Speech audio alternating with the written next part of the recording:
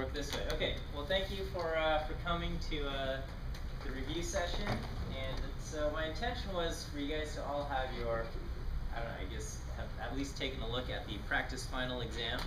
But we will we'll go through this entire thing today, and that will be it.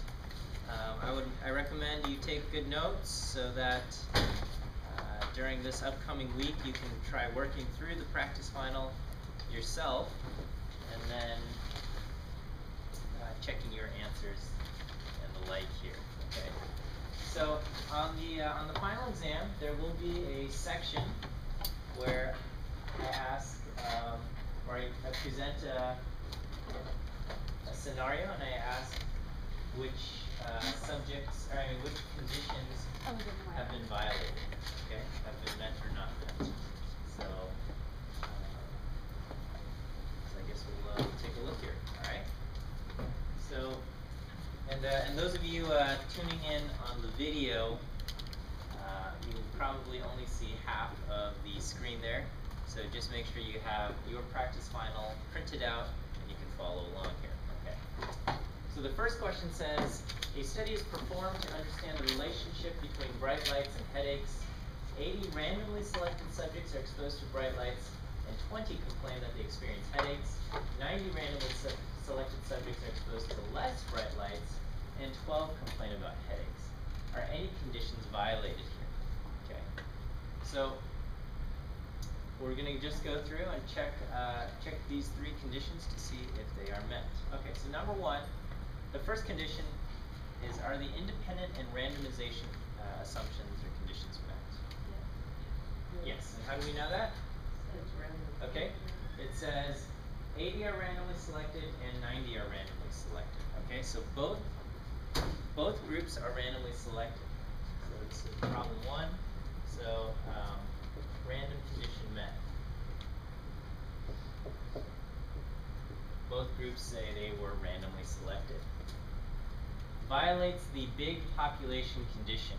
Okay, the big population condition states that the population needs to be at least 10 times bigger than your sample. So how big are our samples? We have two samples, 80 and 90. And so is it reasonable to believe that our population is at least 10 times bigger than 80 and 90? Yeah, because the population here is anybody that might be exposed to lights, okay? So I think there would be more than 800 people who could be exposed to bright lights, more than 900 people who could be exposed to less bright lights. So big population condition is met.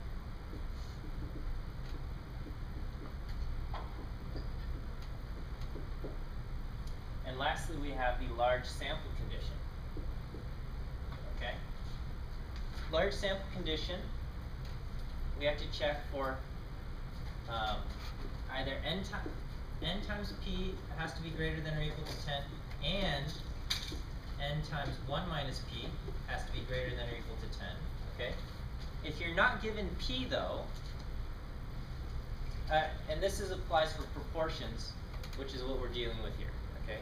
We're dealing with a categorical variable, so we're dealing with proportions. So the large sample condition is checked this way. Or if you're not given a proportion, which is our situation here, then your success has to be greater than or equal to 10, and the failures have to be greater than or equal to 10. All right. Okay. So for those who are exposed to bright lights, how many people might be considered a success and how many people might be considered a failure? So for bright lights, we have a total of 80 people, right? 20 have headaches, so that we might consider headaches a success. So how many did not have headaches? 60. 80 minus 20 is 60. Okay. So both of these numbers are bigger than 10. Okay, so that's good. For the less bright,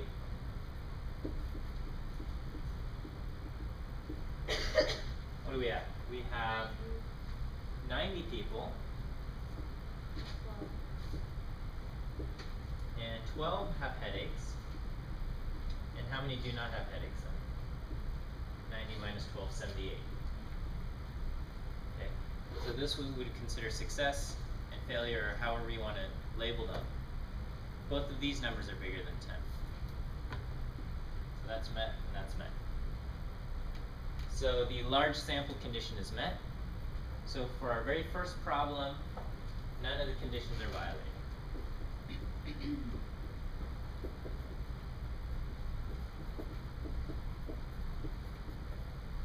You know, a lot of you guys are sitting over there. I'd say feel free to come over to this side of the classroom. Do whatever you want, though. All right. This is America. You guys are free to sit wherever you want to sit. Okay. So D does not violate any. Yeah. So the first problem, no conditions are violated. All right. Let's see how we do this.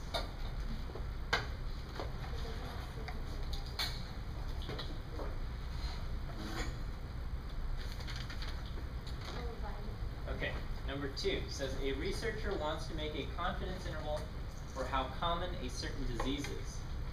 He finds 300 randomly selected subjects and finds 2% have the disease. Are any conditions violated? Okay, so number 2, are these subjects selected randomly? Yes, so random is met. What would the population be? For big population. So our sample is 300. So our population needs to be at least 10 times bigger. So it needs to be at least 3,000. And this would be anybody, what? Just anybody. Number 2 is just anybody, okay? 300 randomly selected subjects. So this is just anybody, period. We just want to know the overall prevalence of the disease in the entire population. So is there over 3,000 people in the world? Yeah. Yes, okay. So big population met, okay. So over 3,000 in the world. Or wherever we're looking, okay. And then lastly, large sample. So in this case, we have proportions, and we have a p. We're given a p, and that p is 2%. Okay, n is 300, so we have to check n times p and n times 1 minus p. So n times p, 300 times 0.02 is equal to 6. 300 times 1 minus 0.02, which is 0.98, is 294, okay? So this thing is not bigger than 10. Not bigger than or equal to 10. So the large sample condition is violated.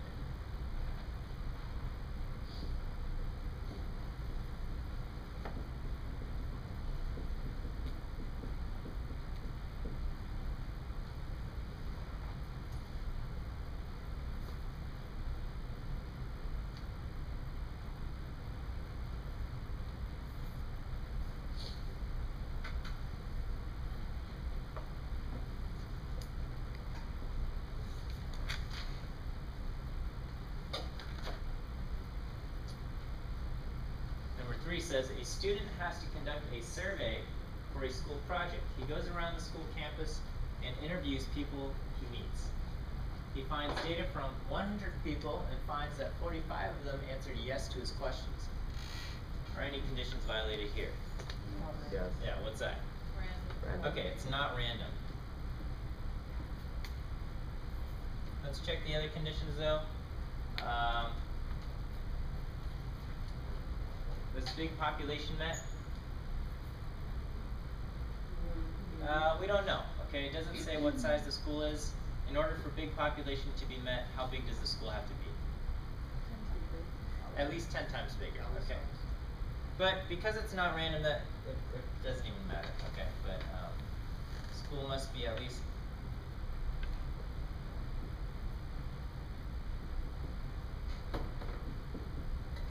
1,000 students, and then large our sample, we would have 45 successes and 55 failures, so that one would be met.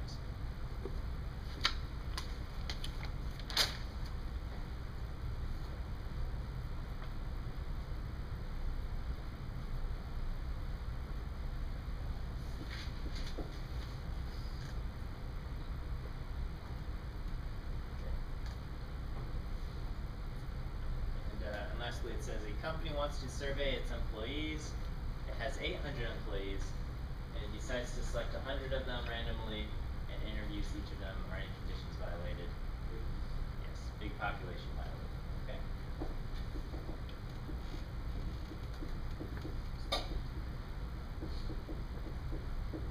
And our population is 800. Our sample is 100. So 10 times our sample is 1,000, which is bigger than what our population is.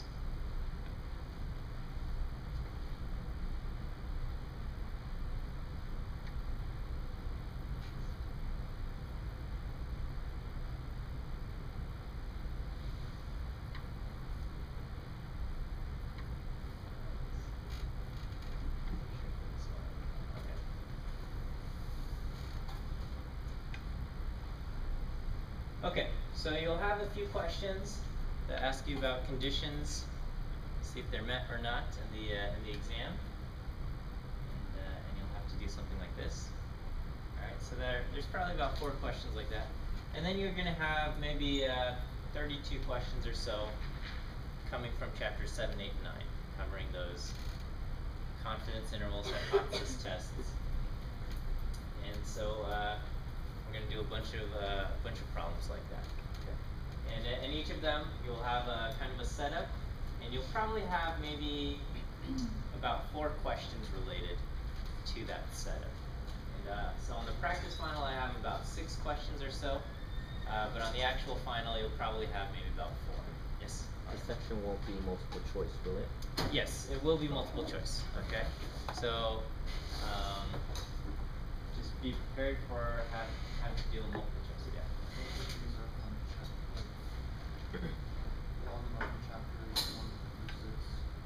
No, these are all going to be chapters 7, 8, and 9. Okay. These are all covering confidence intervals, hypothesis tests, all of that stuff. Okay. So most important thing. Let me actually pull up another.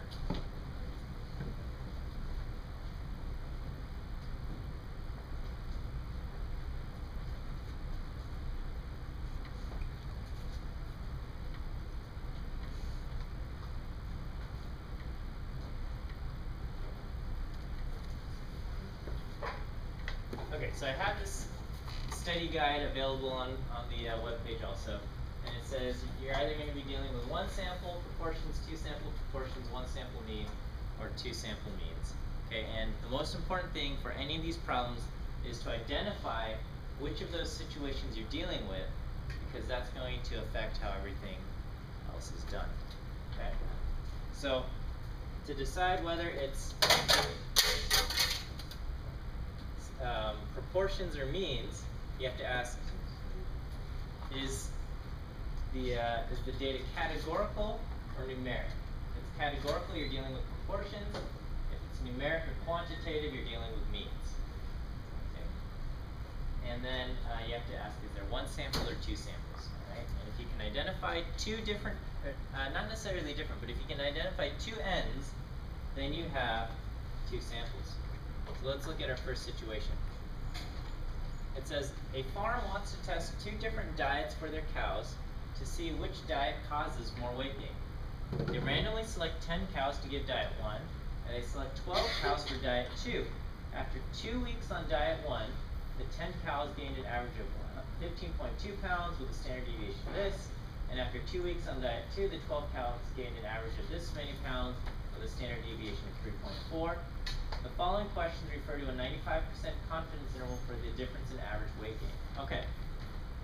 Dealing with proportions or means? Means. Okay. We see the word average. Okay. We see that we're dealing with weight. We also see a standard deviation. These are all indicators that we're dealing with means. Do we have one sample or two samples? Two. Two samples. We got a sample 1 with 10 cows and sample 2 with 12 cows. So we have two ends there. Okay? And it says now we're doing a confidence interval. Now if you forgot how to do the confidence interval, okay, I also have this all detailed out on your study guide, okay? It says if you're dealing with a confidence interval, you might be asked the question, what is the center? Okay? Now that we know that we're dealing with two sample means, which I'm going to indicate. So questions 5 through 10, we have two samples and its means, okay? So for two samples means, it's the difference between the sample means x bar 1 and x bar 2. To answer the question, what is the center? So the first question said, what's the center? Is equal to x bar 1 minus x bar 2. Alright, so this is question 5. So maybe we'll take a moment, look through our problem, and identify all the data that we have. So we have two samples. We have sample 1 and sample 2. Sample 1 is diet 1, and sample 2 is diet 2. What is the size of sample 1? 10 cows. Size of the mean of sample 1, x bar 1, is 15.2. And the standard deviation of sample 1 is 4.1. And diet 2, N2 is 12. X bar 2 is 12.6. And S2 is 3.4. So as you're doing problems, a lot of times it's helpful to identify each bit of information. So question 1 says, what's the center? X bar 1 minus x bar 2. So our answer is going to be 15.2 minus 12.6. The center of my interval is going to be 2.6.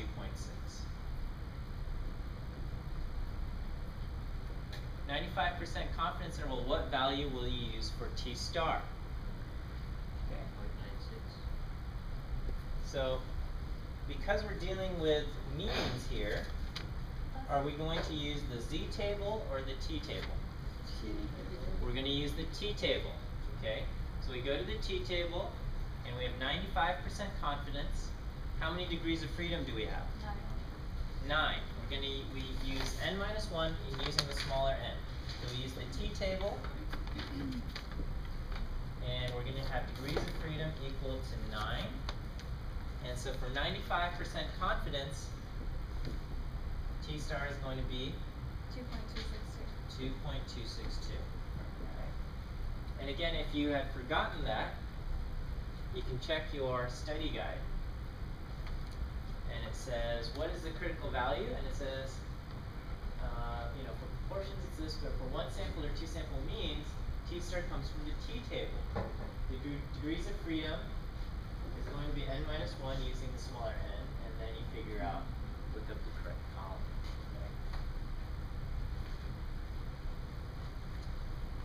Okay. The standard error. What is our standard error? Okay.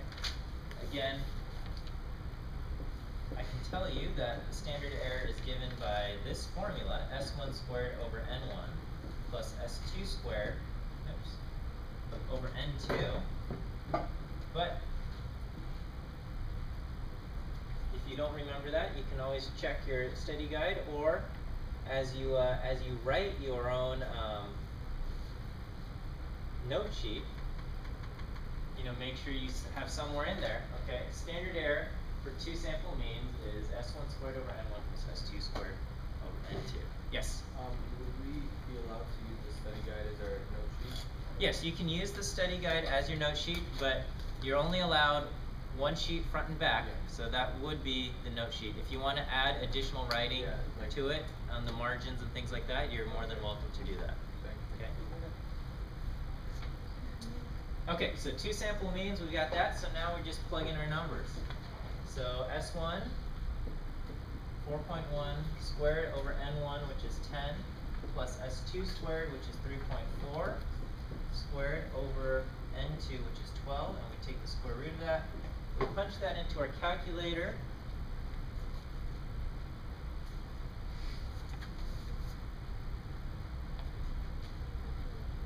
And let me find the answer here.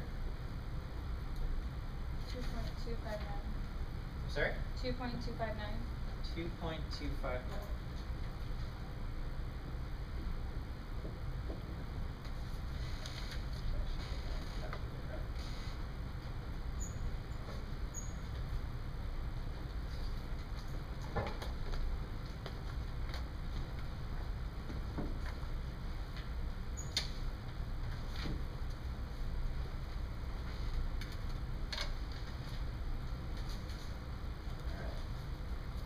Let's check this out. Okay, so make the 95% confidence interval. So putting it all together, we put the center of our interval, x1 bar minus x2 bar, plus or minus t star times our standard error. So I would put in 2.6 plus or minus 2.262 times 2.259. So I get 2.6 plus or minus something.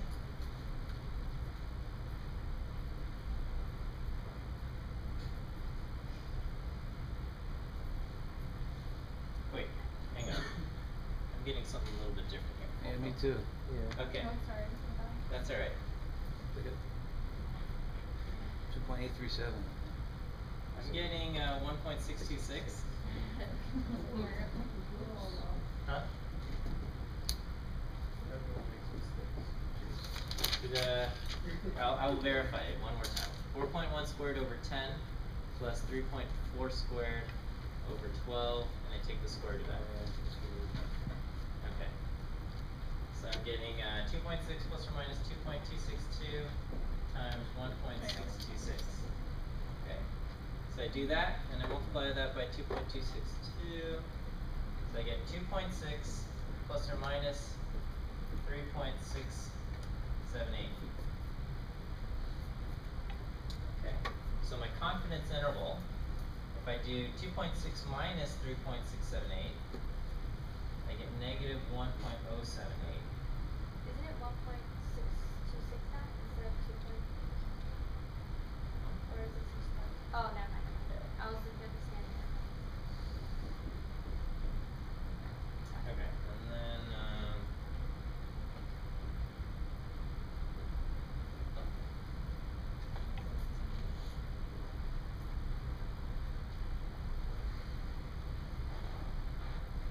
and on the other end I get 6.27. This is my confidence interval.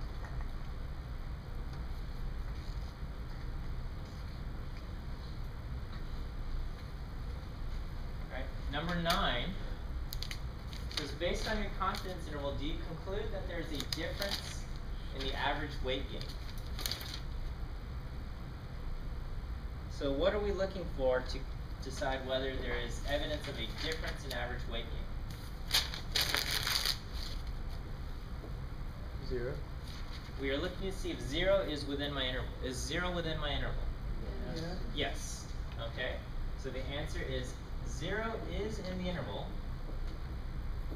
So what does that mean? Do we have evidence of a difference, or we don't have evidence of a difference? Yeah, 0 is in the interval, so we do not have evidence of a difference.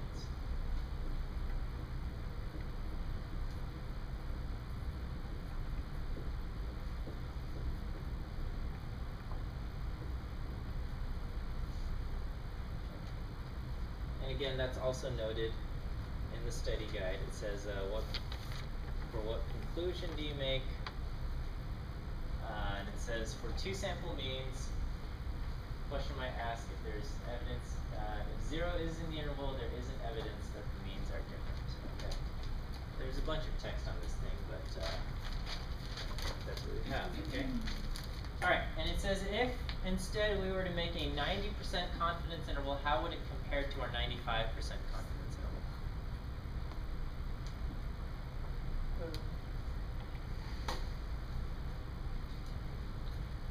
So if we make a 90% confidence interval, this number, the only number that will change will be this t star, the 2.262.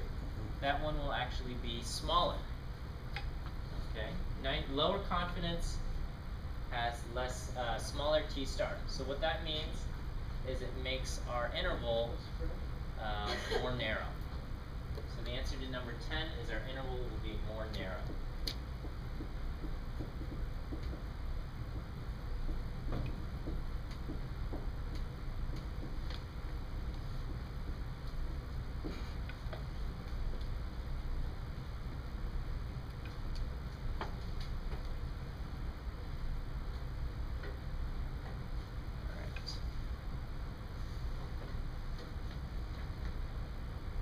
Good?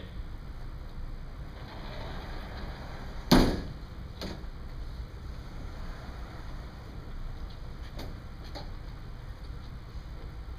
we'll go to the next page. So I'll give you a moment to read questions 11 through 16 while I...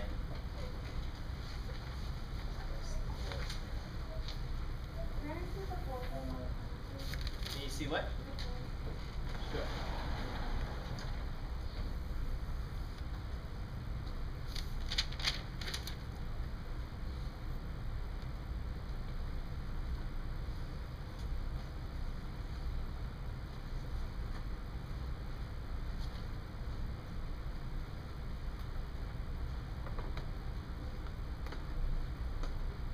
I'm gonna slide this up back if that's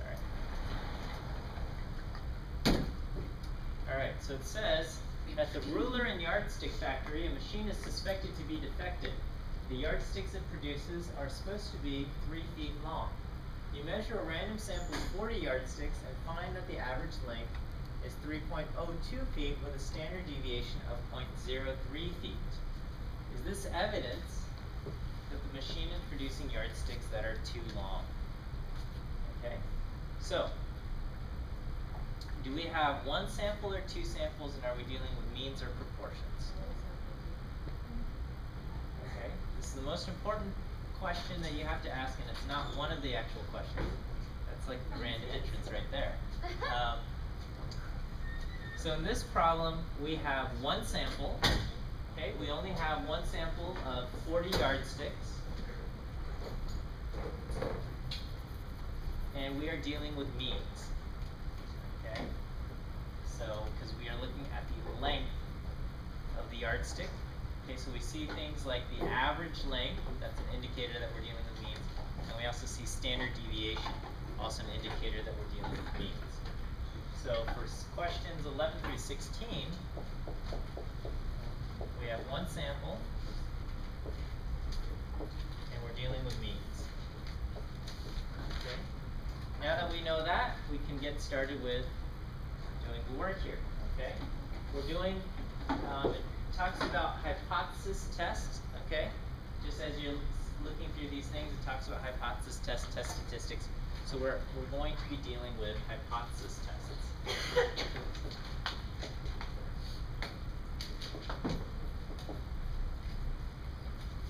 Okay. So number 11 says, is this a one-sided or a two-sided test? Okay. So whether it's one-sided or two-sided depends on how the question is written. The question says, is this evidence that the machine is producing yardsticks that are too long? So that means we're asking if they're too long, so we have a one-sided test. Okay, we're not interested if it's too long or too short. We just want to know, are the yardsticks too long? Okay, so it's one-sided. Key there is, are they too long?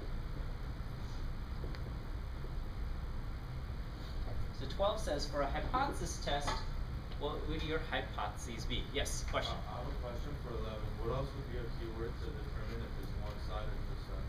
Okay, so anything that indicates that you are expecting one side to be bigger or smaller.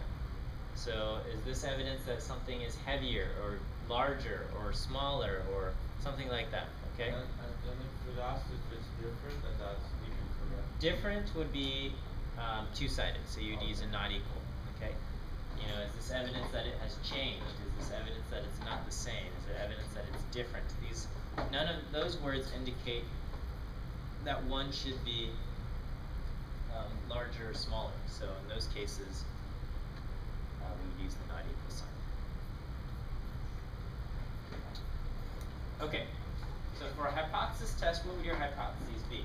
Okay, we're dealing with one sample means, so how should we write our hypotheses? We have a null hypothesis and we have an alternative hypothesis. First of all, what symbol do we use? P. Oh, mu. Mu. Mu. That's what I meant. Mu. Mu. One sample means we're going to use mu. And is it mu1 or mu or what? Mu. Just mu. Okay, the null should be mu. Nulls always have an equal sign, so mu is equal to 3 or 3.02? 3. Okay. And then the alternative is we're asking, is this evidence that the things are too long? Not equal So it would be mu is greater than 3. Oh. Okay. Alright, again, if you're not sure whether you're going to use P or mu or what, you can go through the study guide, okay? And the first one says, what would the hypotheses be, okay? And it says, read the question to see what you're comparing against. Alright, and then it says, for one sample mean, the null is going to be mu is equal to, and it just says 30, but of course it's not necessarily going to be 30. So whatever number is given in the problem. Don't use the average of the sample, okay? So whatever number you put here, do not put in x bar, okay? Don't ask if mu is equal to x bar. X bar is the data that you're using. So there will probably be some numbers. One of them is going to be x bar and one of them is not going to be x bar. Use the one that's not x bar. So again, in our problem,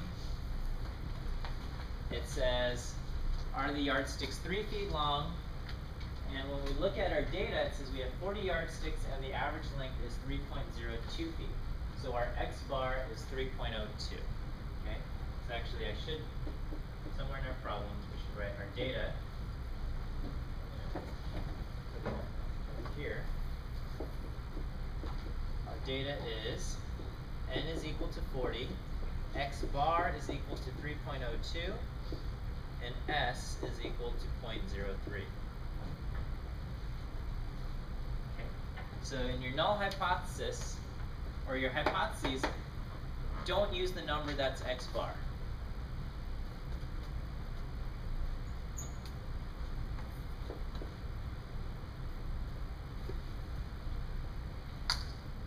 Alright, so number 13 asks, what's the value of the test statistic? Do you guys remember what the test statistic is for one sample means hypothesis test? Okay, so again, if you're stuck, just make sure that your note sheet has this information or use my study guide. Okay. And it says, what is the test statistic? And so here I said, it's always in the form of observed minus null. Okay. So observed, it says for one sample mean, the observed value is x bar. Okay. So your test statistic is always going to be observed minus the null divided by the standard error. Okay. So it says the observed value for one sample mean is x bar minus the null is whatever value you have in the null hypothesis, which is 3, divided by the standard error. Okay, and again, it's given in our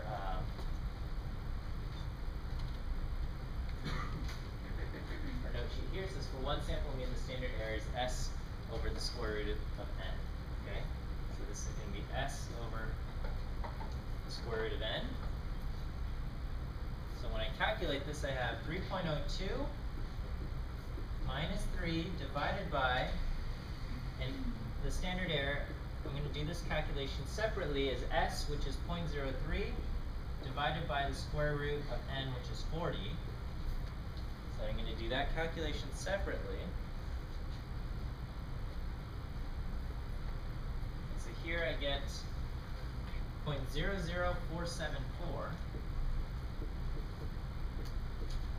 going to put that in right here.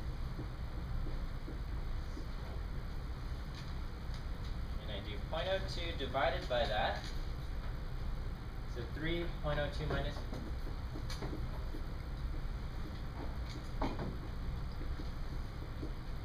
gives me 4.216.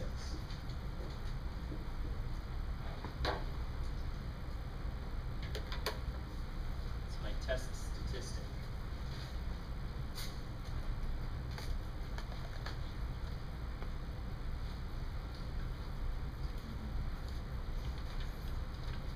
So the next thing says find the p-value for this test. What do we do now? How do we get the p-value? Now that we have our test statistic, what do we do? Number comes out to be negative, now what do you do? What if it comes out to be negative? Yeah. Then you have a negative test statistic. Does it make a difference?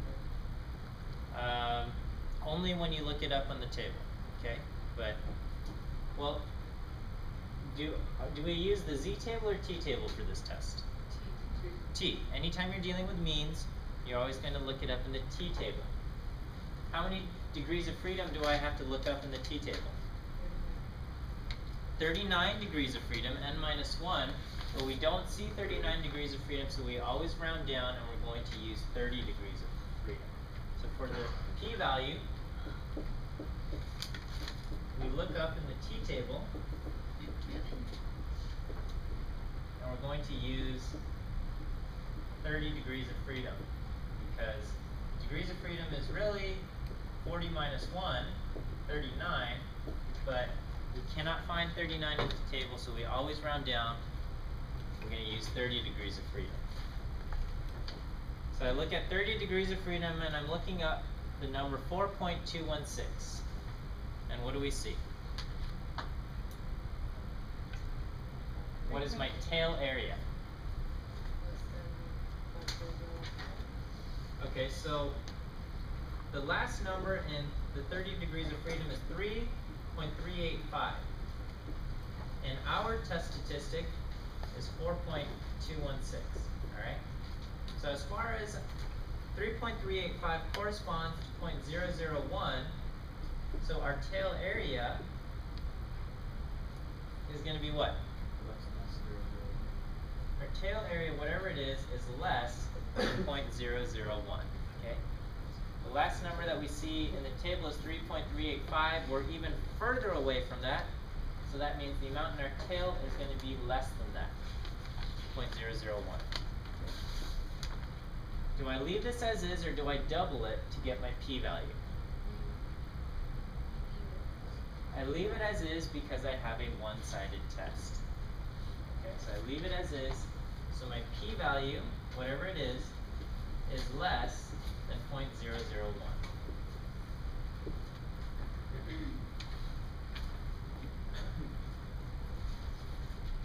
Again, this entire process also is described very, very briefly in this. It says look it up in the t table, determine your degrees of freedom, and then double or don't double depending on whether you have one or two tests. Yes. So whenever I'm looking at the T table, I don't see the 4.216. Right, you don't see 4.216. What do you see in your row for the 30 degrees of freedom? The highest number would be 3.385. Yeah, so the highest number you have is 3.385. The number we have is 4.216. Okay? If our number were 3.385, the amount in our tail would be exactly 0.001. But we are even further away from 0 than 3.385. So what does that mean as far as... It's lower than... That means the amount in our tail is going to be less than 0.001. Okay. Yes? Now regarding this, give the quizzes back. Do I have the quizzes to give back? I'm sorry, I didn't get them all graded by today, so. Sorry, okay? You'll get an email from me before Sunday though, okay? Sure. I can I'll tell you that, and then that way you'll have an idea what you need on the final. So that's what we have there. Number 15. If alpha is 0.05, what is our conclusion?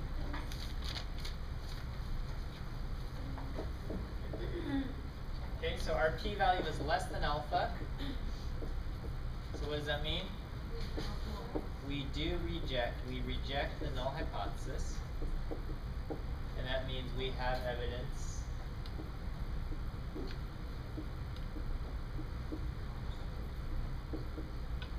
that the yardsticks are too long.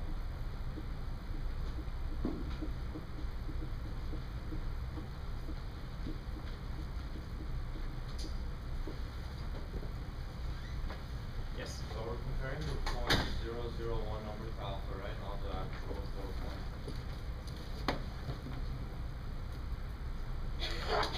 I'm sorry? We're comparing the 0.001 number to alpha, right? Not the 4.216 number. Yeah, we compare the p-value to alpha, not the test statistic. We use the test statistic to determine our p-value, and then we compare our p-value to alpha.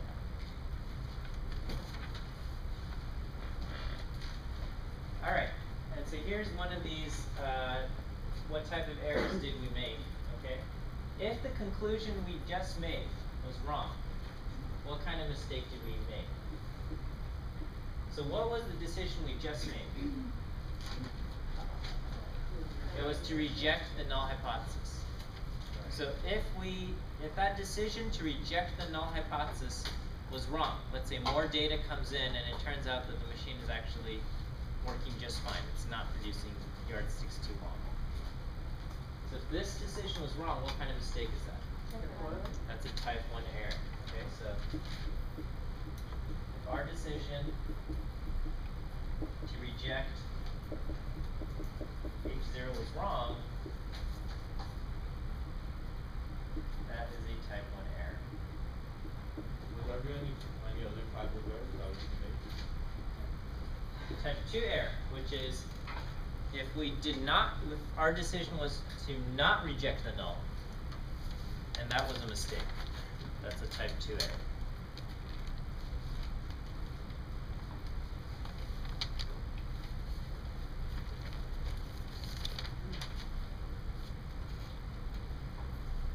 Okay. Give you guys a second to catch up and read this. All right. Can I move this board out the way? No, wait a second, okay?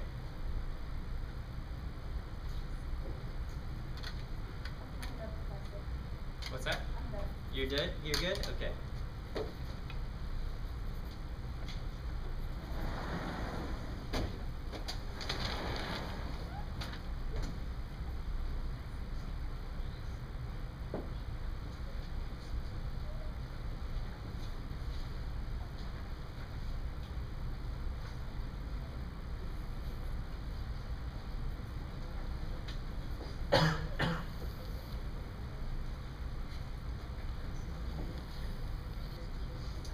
Alright, 17 through 22, it says researchers believe that 14% of the population is left-handed. A local school decides to see if their students have a different proportion of left-handed people. The school has a total of 1,500 students and they randomly selected 90 students for this study. They find that 15 are left-handed. Is this evidence that the proportion of left-handed students at the school is different from the population proportion? Alright. We're dealing with one sample or two samples. We're dealing with means or proportions. Proportions. Okay, we've got proportions and we have one sample. Again, most important part of any problem is figuring out what you have. So we have one sample dealing with proportions. And this is for 17 through 22.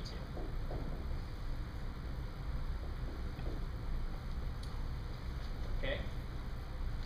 Alright, so it asks, what is the sample proportion? Alright, so as we're just skimming through these, we see, it's talking about a confidence interval and things like that. Okay? So, let's write down the data that we have.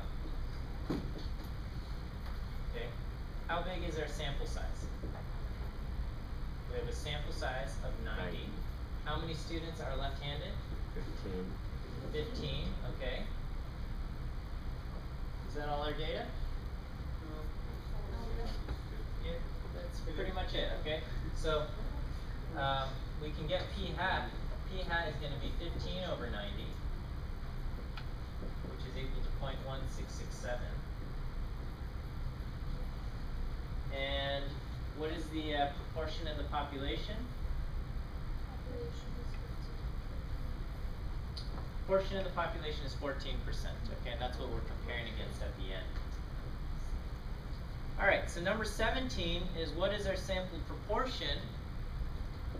That's 15 over 90. So again, 0.1667.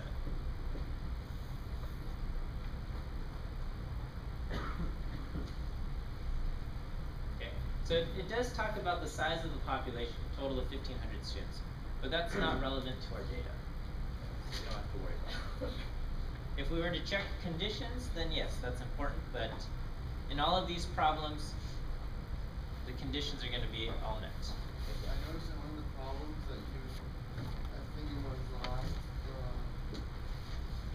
last problem that we did in question 5 to 10 that you added an extra number to the decimal. Can we just leave it at 4? Yeah, 4 decimals, that's fine. It's multiple choice, so if you don't see your exact number, pick the one that's closest to it.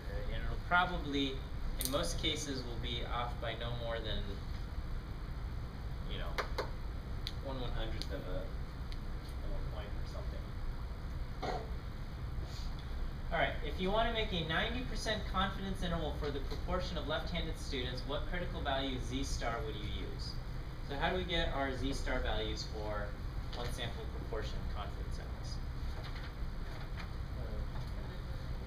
Yeah, so if you're not sure, you can look at the study guide when you're dealing with confidence intervals and asks, what is the critical value for z star?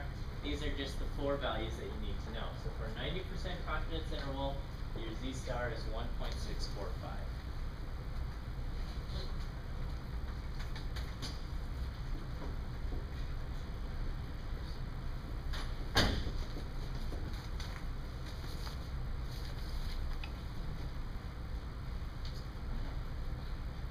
Okay. When making a confidence interval, what is the standard error? That's question 19. Alright, again, if you're not sure, you can check the study guide or your note sheet. The standard error for one sample proportions is given by p hat times 1 minus p hat over n, the entire thing square root.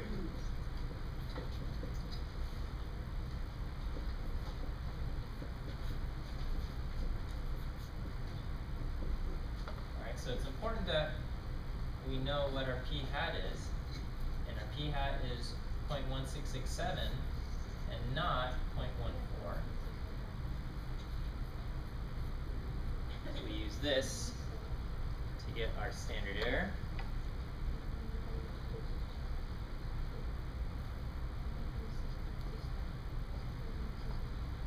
And I get 0.0393 for my standard error.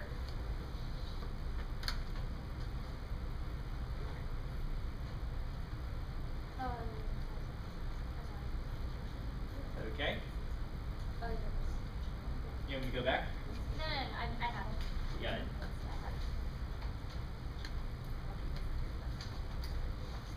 Okay.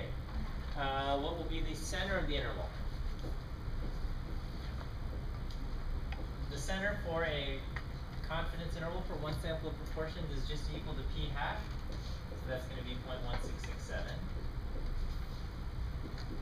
And then it says make the interval. Alright, so I have putting everything together, 0.1667 plus or minus by z star 1.645 times the standard error, 0.0393.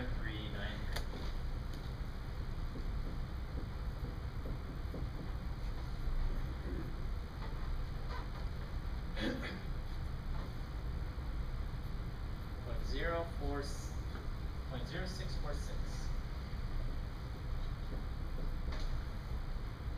Alright, so on the high end I get 0.2313, and at the low end I get 0.1021.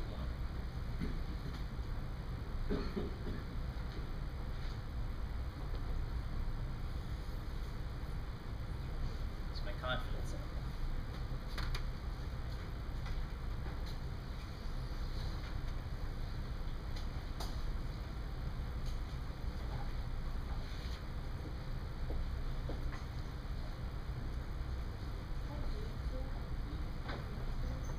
I'm sorry, was there a question? Okay. So number 22 says, based on your interval, is this evidence that the proportion at the school is different from the nation? So the national percentage is 14%, given in the problem at the very beginning. 14% of the population is left-handed. So my interval goes from 0.1021 to 0.2313. Do I have evidence that it's different? No. 14% is within my interval.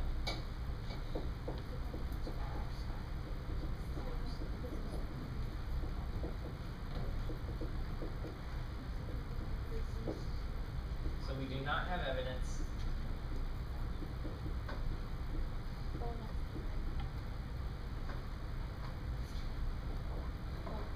that our school's proportion is different.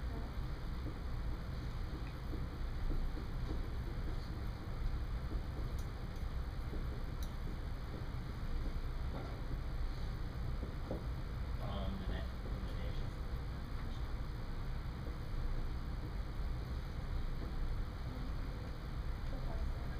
Yes. We'll go back to number 18, because I don't know how you got that number. How I got that number? Yeah. Okay. So I'm dealing with one sample proportions, right? So when we're dealing with proportions, we're dealing with z star. And z star, there's just going to be 4 values that you need to know. And they're given to you.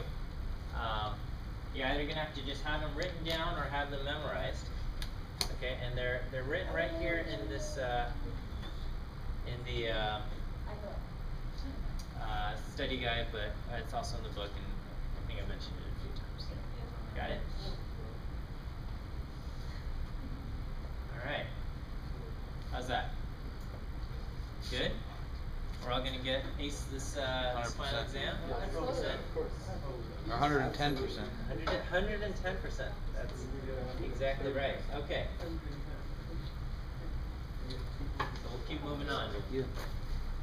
20? Was there another question? Good. Okay.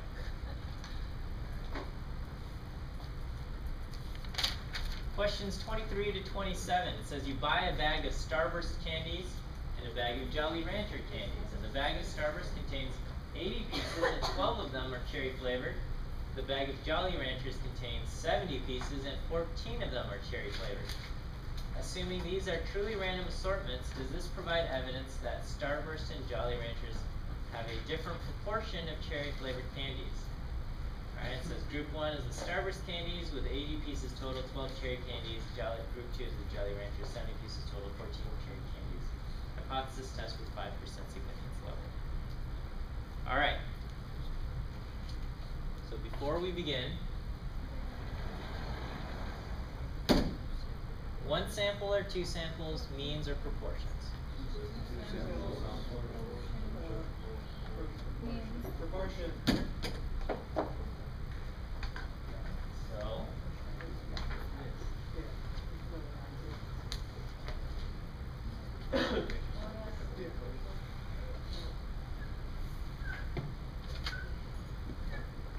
Okay, so I think we all agree that there's two samples. That's pretty easy. We see group 1 with 80 pieces and group 2 with 70 pieces. So we have two samples.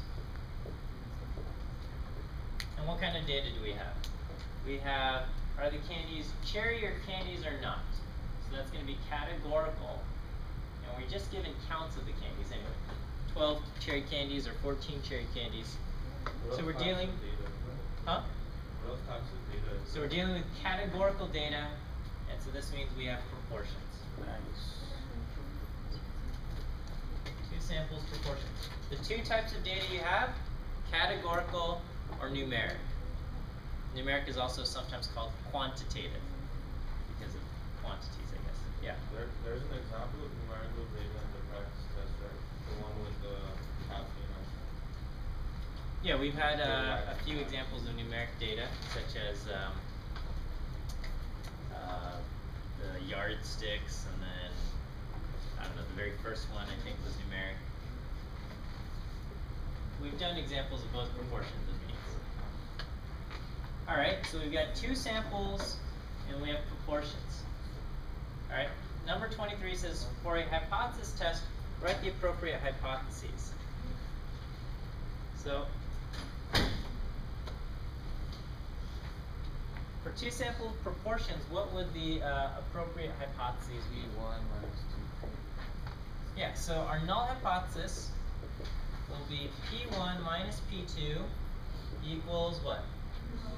0. And the alternative, let's see if we got direction one-sided or two-sided. It says, does this, last sentence of the question says, does this provide evidence that Starburst and Jolly Ranchers have a different proportion of cherry-flavored candies? So that's going to be two-sided. We use a not equal sign. Alright.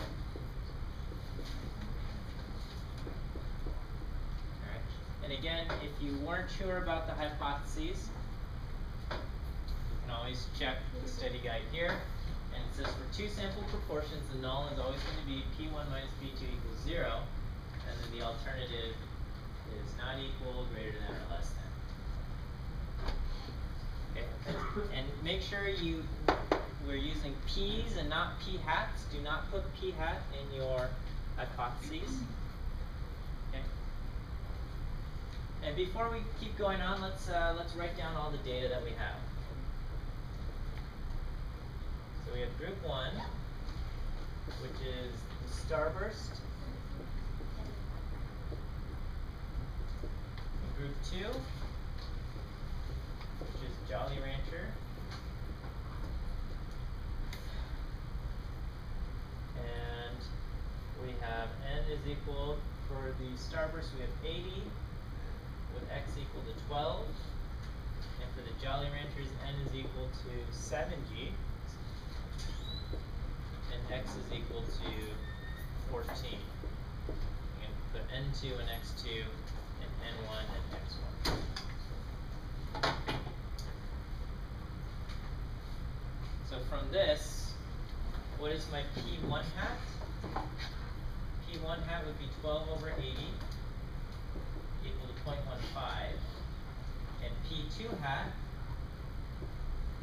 would be 14 over 70 equal to 0.20.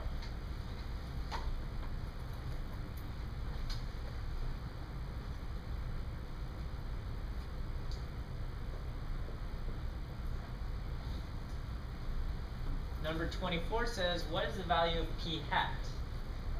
So how do I get P hat? P hat is equal to x1 plus x2, that quantity divided by n1 plus n2. So I would write 12, x1 is 12, x2 is 14, divided by 80 plus 70. So I have 26 over 150.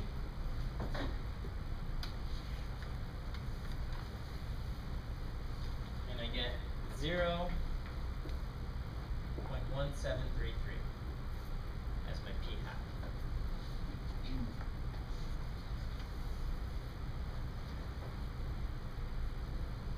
Okay.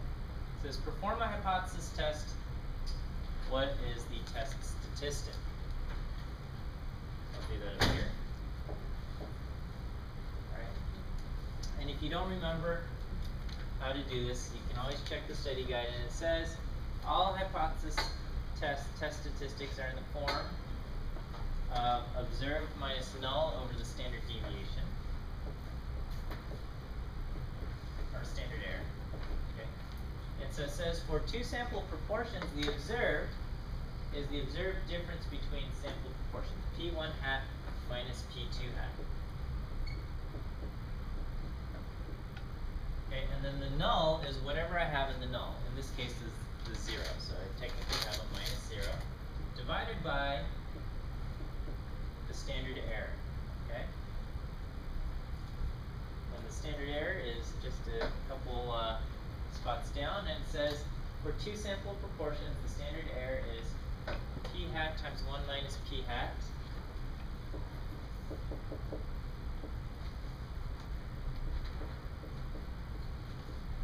times 1 over n1 plus 1 over n2. Okay, so whatever this number turns out to be, that goes in there. So let's figure out our standard error. P hat was 0.1733. 1733 times 1 minus 0.1733 times 1 over 80 plus 1 over 70.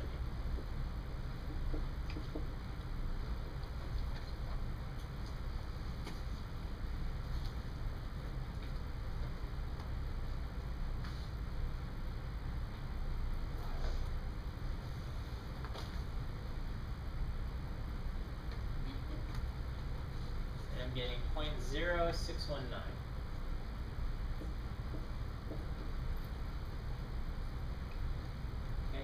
P1 hat, so my test statistic, which is P1 hat minus P2 hat over the standard error, becomes 0.15 minus 0.20 divided by 0.0619.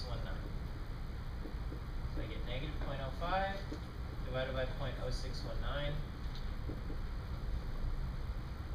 I get negative 0.81.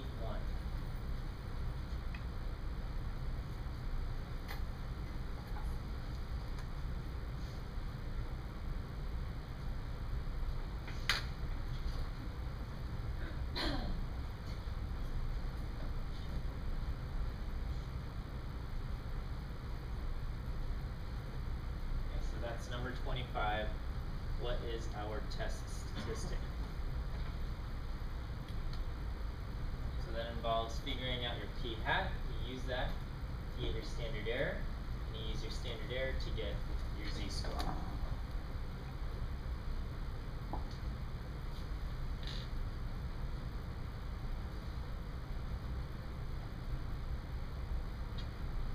Okay, so yes. You know how you got negative 0.81? Can we look in the negative part of this chart? Yes, so to get our p-value, where do we go? The negative chart? Yeah, we go to the z-table, okay? And we go to the negative side of the z-table. And how much do I have in my tail area? In the tail. So from the 0.81, so 0.2090. So from the z-table, if I look up negative 0.81, my tail area equals, what did he say? 0.2090.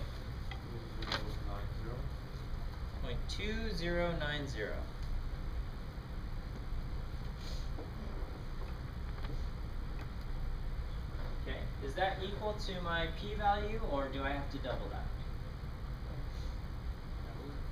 Okay, yeah, so my alternative has a not equal sign. So I take my tail area and I double it. Okay? So my p-value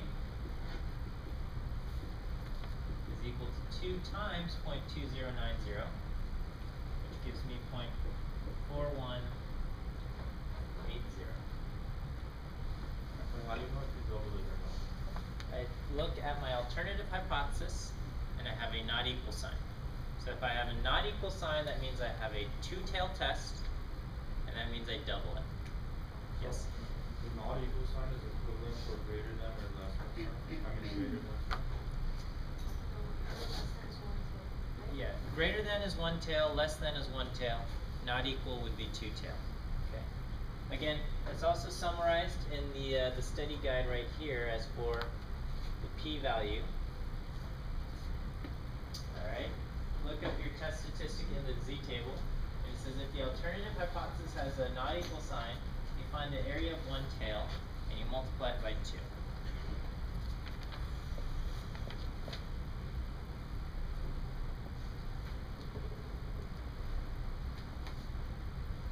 And the tail is always the side that's going away from 0.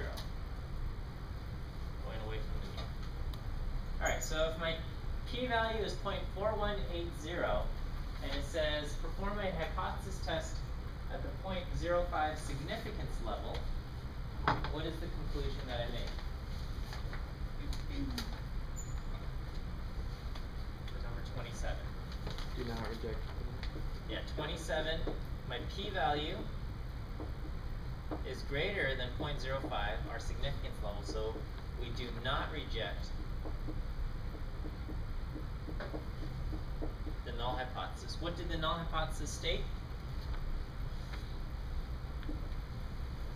It stated that the proportion of cherry candies is the same for Jolly Ranchers and Starburst. So we would say we do not have evidence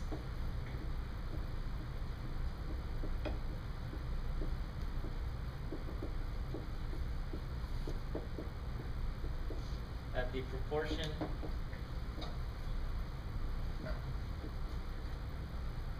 cherry candies is different.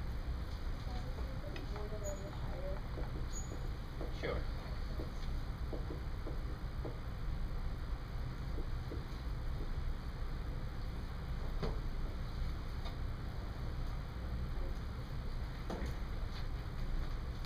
You can always move a couple seats forward too.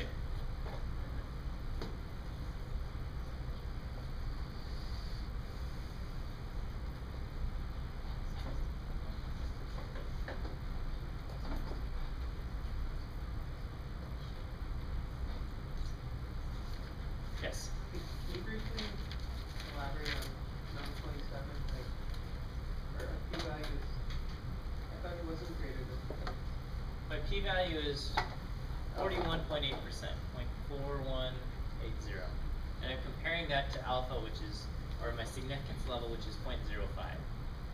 So 40.418 is much bigger than 0.05.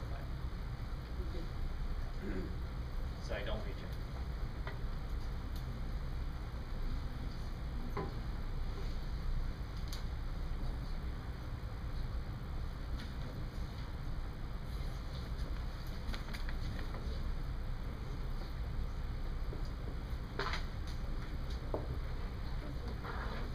Okay, is that good? Can I move on?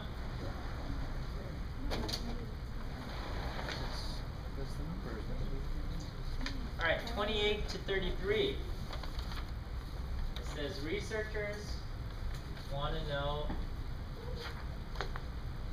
I can't erase and talk at the same time.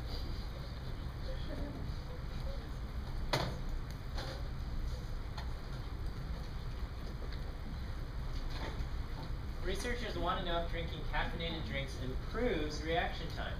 They randomly select volunteers and in a blinded experiment give some of them caffeinated drinks and the others non-caffeinated drinks. Then they record reaction time. It says 30 people had a drink containing 300 milligrams of caffeine. The average reaction time was 580 milliseconds with a standard deviation of 110. For group 2, 25 people had a drink containing 0 milligrams of caffeine. Average reaction time was 640 milliseconds with a standard deviation of 130. Is this evidence that drinking caffeine improves reaction time? Alright. Professor, Yes. when it says improves, it actually means lowering the time, right? Right, so I'll get to that, okay? But before we begin, do we have one sample or two samples, means, or have proportions? Two means. Two samples will be. Yeah, two samples and means, okay.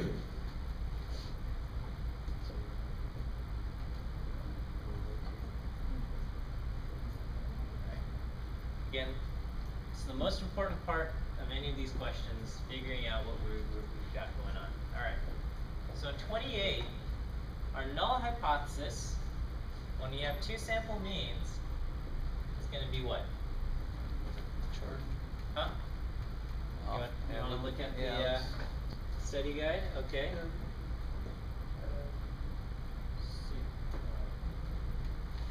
So it says the null hypothesis would be mu1 minus mu2 equals 0, and the alternative is mu1 minus mu2 not equal or greater than or less than. So the null hypothesis would be mu1 minus mu2 equals 0. This is when we have two sample means. For two sample means, your null hypothesis is going to be that. The alternative, this is what we have to figure out. Mu1 minus mu2, should that be greater than, less than, or not equal to 0? So it says, is this evidence that caffeine improves reaction time? Okay, which group is the one that has caffeine? Group 1 has the caffeine. And group 2 has no caffeine. Alright, what does it mean to improve reaction time? It means you get faster, right? It takes you more or less time to react. Less time to react. So, should it be mu1 minus mu2 is greater than 0, or mu1 minus mu2 is less than 0? Less than 0, okay? Because we are expecting the caffeine group's reaction time to be smaller than the no caffeine group's reaction time.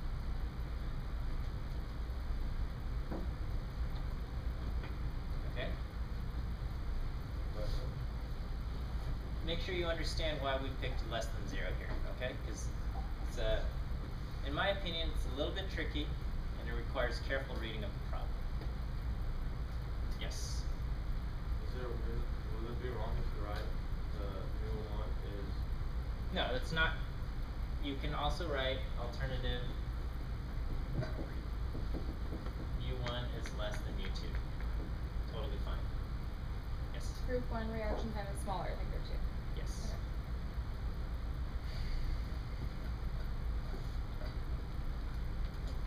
Okay, let's write down the data that we have from the problem. Okay, so we have group 1, which has the one with caffeine, and group 2, no caffeine. N1 has how many people? 30. What is the mean reaction time? X bar 1 is 580. And standard deviation 110. Group 2, N2 is 25. X bar 2 is 640. And standard deviation is 130.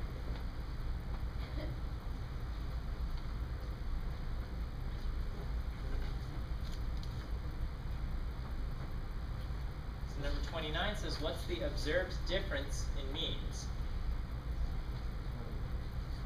Observed difference is going to be x bar 1 minus x bar 2.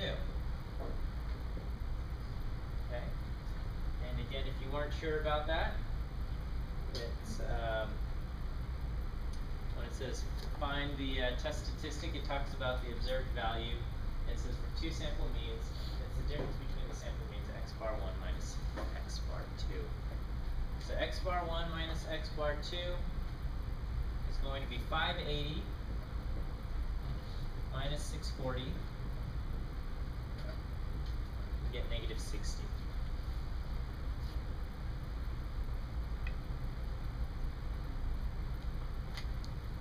Number 30 asks, what is our test statistic? Okay.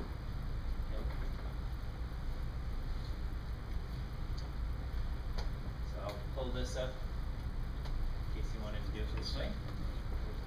Alright, so again, we know everything's in the form of observed minus null over the standard error. So in our case, the observed difference was minus 60. The number in the null is 0. And the standard error is given by S1 squared, it's right there, S1 squared over N1 plus S2 squared over N2, entire thing square root.